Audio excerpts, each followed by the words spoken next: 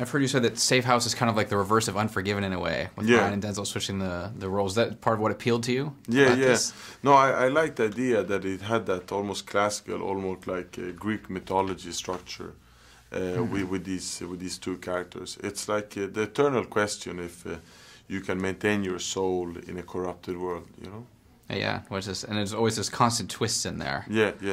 And it must have been hard to kind of try to keep Ryan, help Ryan maintain that innocent aura about him. No, absolutely. But you know, I based many things like the music and some lighting in the tradition of a film noir. If you listen to the music, there's a lot of horns, and just like they used in those classical movies from the 50s. Because the film noir is always about the lonely man who realizes that his whole world is corrupted and everybody's actually against him. And I always thought that was interesting. Yeah, it is interesting. I mean, we're getting into an era now where people are making a lot of films like this. Like there's even in television shows like Breaking Bad. We're seeing that. Was it a challenge to try to maintain all the twists and not make it seem contrived and was it hard? Yeah. I mean, it's always hard. It's a bit like playing poker.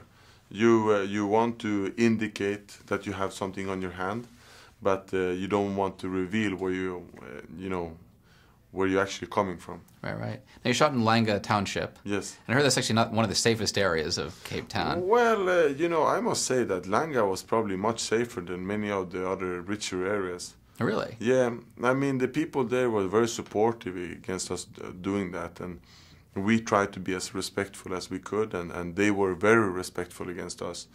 You know, when we were shooting, they would stand around us, maybe 2,000 people. Wow. And when I said silence, camera, everybody would stop working. And if somebody, were screaming or something, the whole crowd with 2,000 people will shush them, because they respected that we were doing work, And these are very poor people. So what they really respect is somebody that actually is making their living, And then when I said thank you and cut, they would stand up and applaud, like they have seen a show. What did you learn? What's something new that you learned about Cape Town and South Africa in general making this film? I don't know. I just I got to know Cape Town more. Last time I was in Cape Town was in '96. It was a very different time. Right. Apartheid was much more present. And it's becoming more and more of a global metropolitan. And it's really a joy to see how all those old wounds are starting to heal up. So in this film, obviously, you have a lot of action, but you wanted to balance that with character development. Yeah.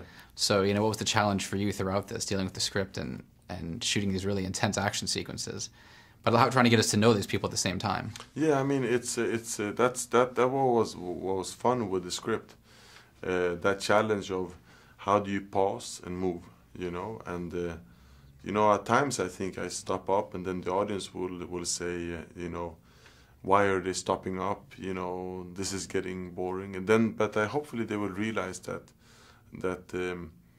what these people are saying to each other is actually what the movie is about, and that's fun.